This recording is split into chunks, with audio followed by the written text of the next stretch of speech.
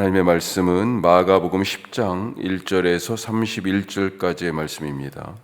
예수님 일행의 경로를 8장부터 잠깐 보면 8장의 뒷부분에 신앙 고백하죠. 어디입니까? 갈릴리에서 훨씬 더 북쪽으로 올라간 빌립보 가이사라라고 하는 이방 땅입니다.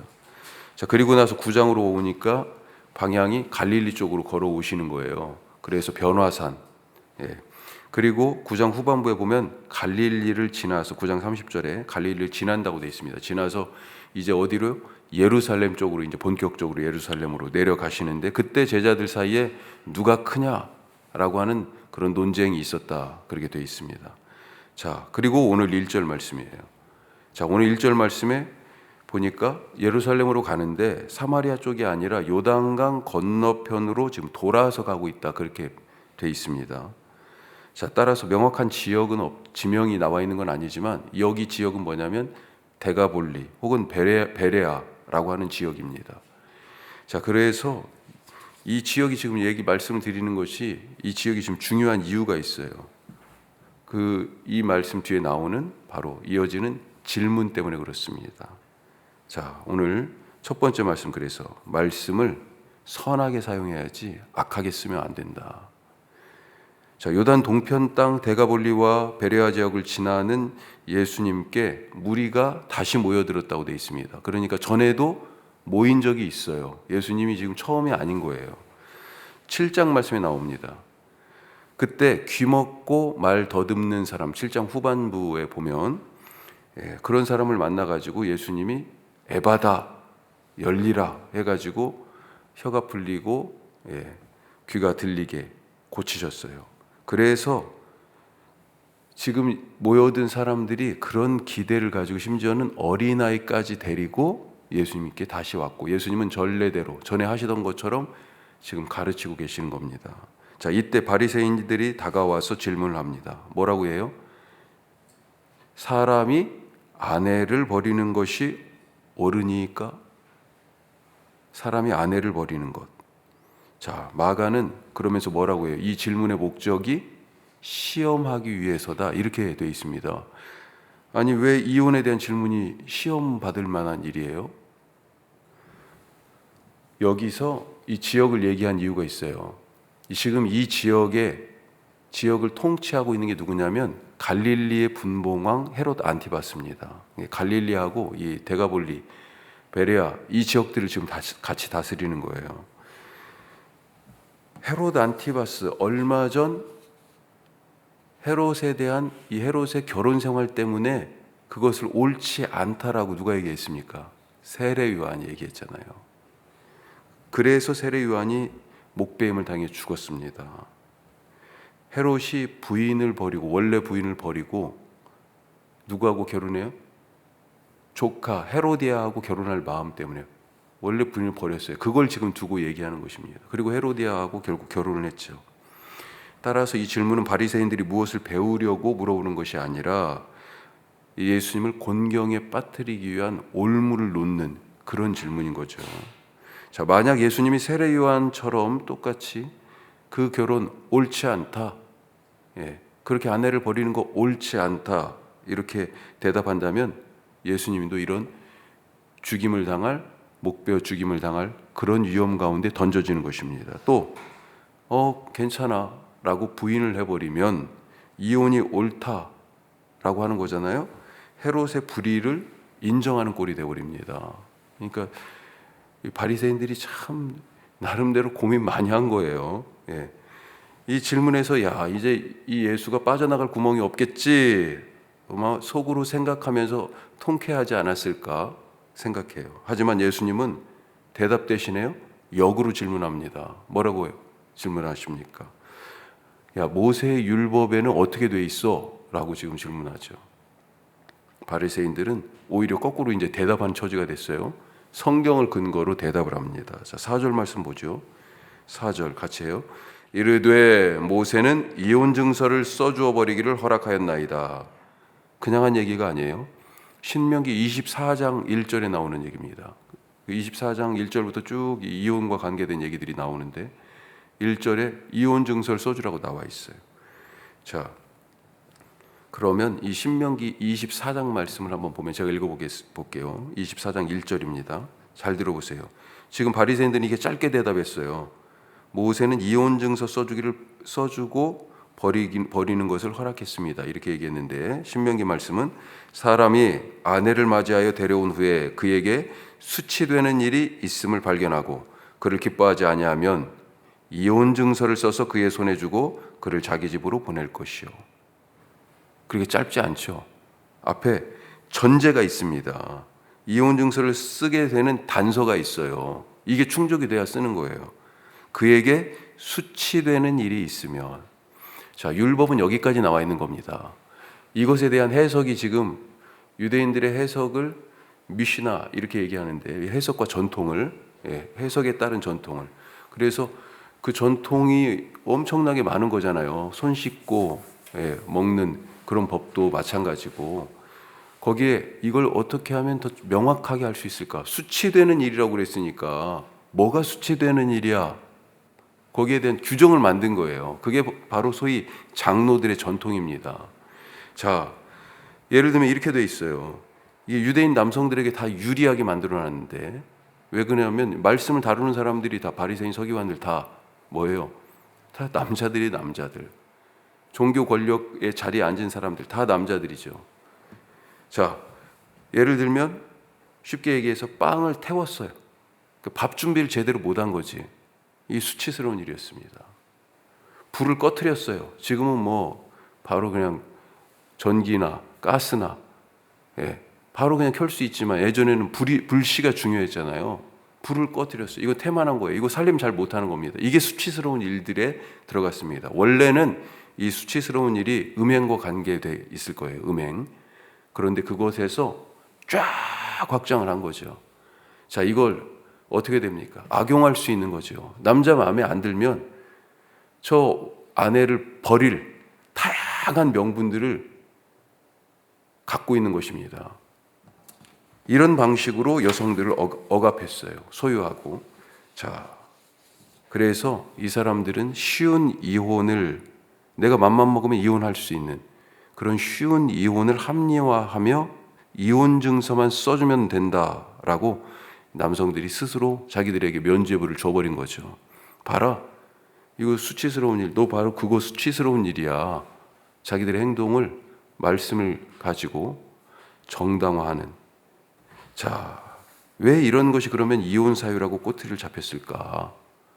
바로 남자들의 욕망 때문이죠.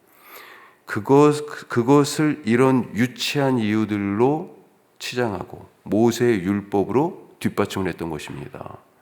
그래서 예수님은 니들 사실은 그 마음이 어떤지 내가 알아. 그런 얘기죠. 너희 마음이 완악함 때문에 이혼 증서라도 써라 라고 얘기하신 것이다.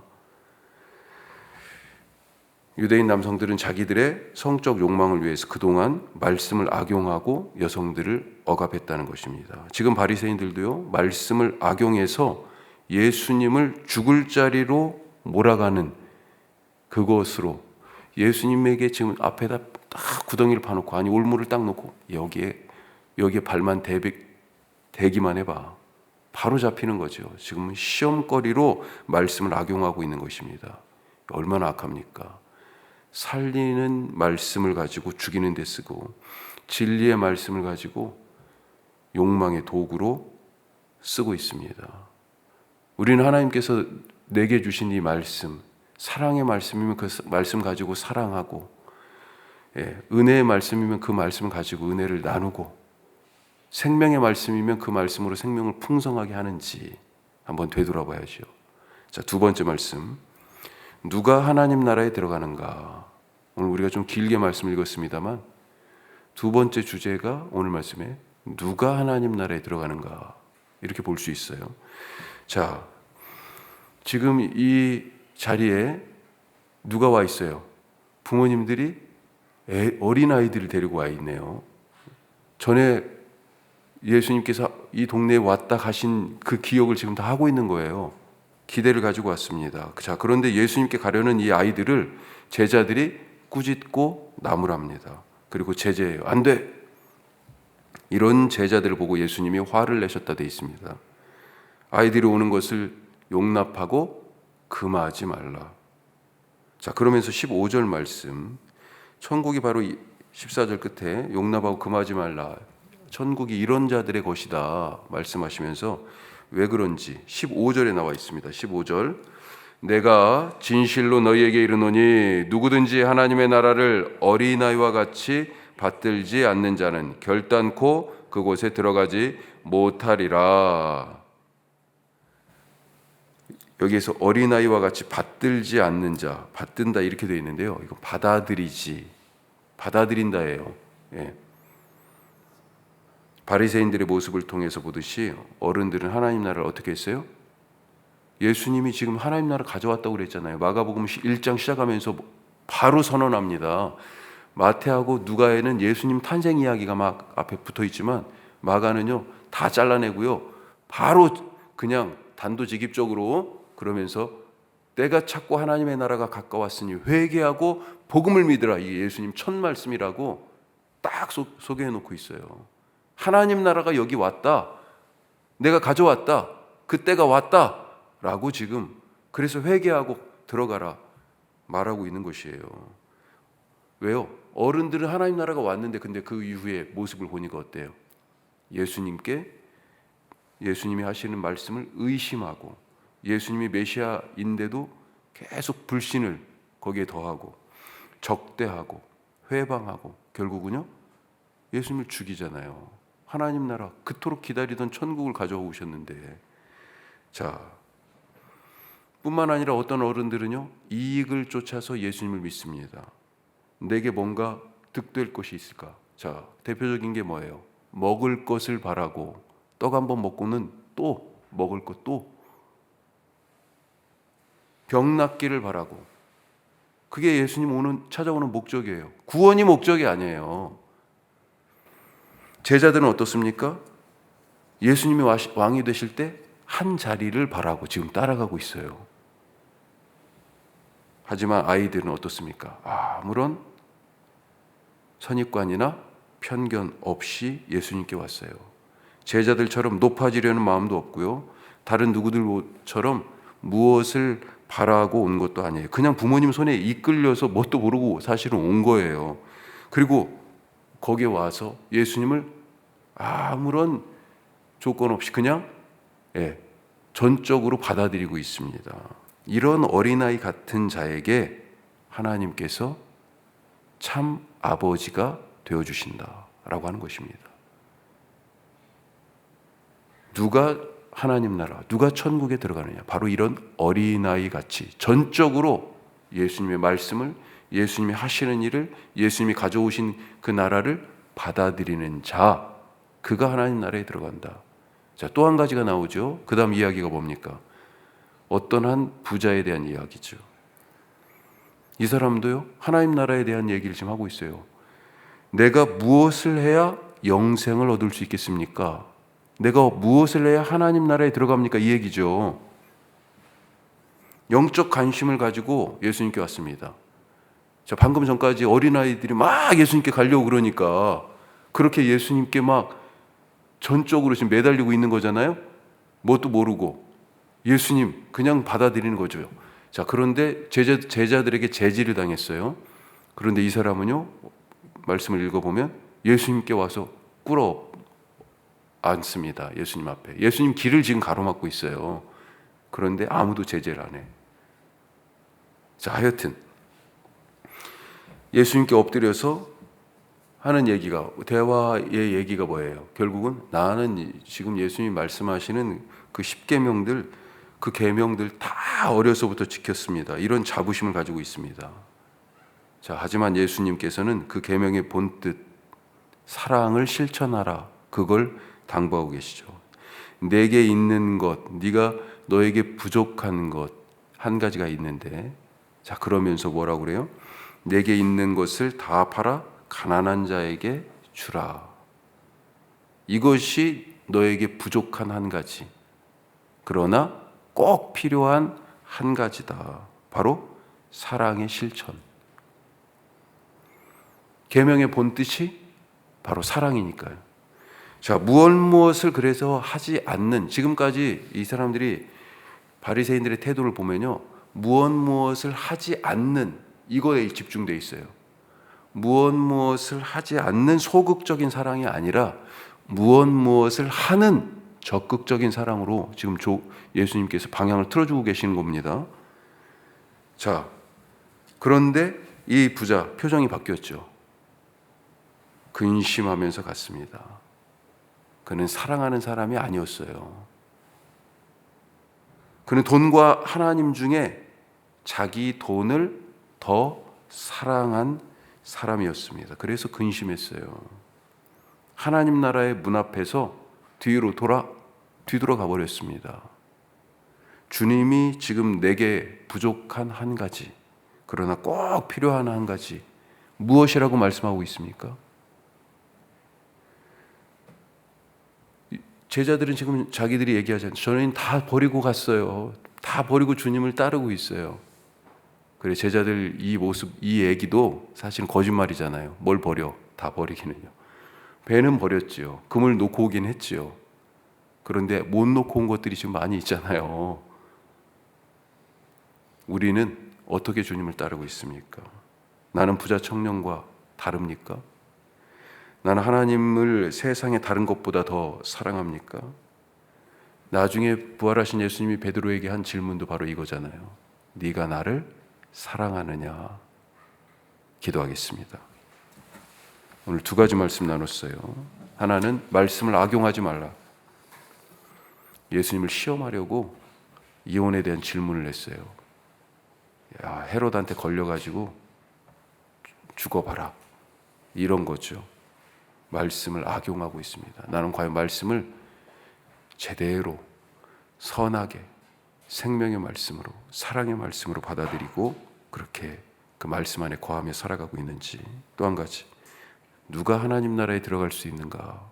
어린아이 같아야 한다. 그렇게 나는 전적으로 아무런 의심 없이 철저한 순종으로 받아들이는지. 또 부자처럼 하나님을 세상의 다른 모든 것들을 다 포기하고 할 만큼 하나님을 사랑하는지. 우리의 삶을 되돌아보며 주님이 원하시는 사람 되게 하여 주옵소서 기도하시고, 내일 주일을 위해서 잘 준비되게 하여 주시옵소서 기도하시고, 우리나라의 지금 현재의 상황들, 총선이 한 달 정도 남아 있어요. 하나님, 이 나라 주님께서 건강한 나라로, 민주주의가 잘 세워지는 나라로, 역사의 발전을 하나님의 손에 맡기고 하나님의 뜻을 따라서 그렇게 세워지는 나라로, 그리하여서 복음이 흥왕하는 나라로 세워지게 하여 주시옵소서. 우리 기도하실 수 있길 바랍니다. 기도하겠습니다.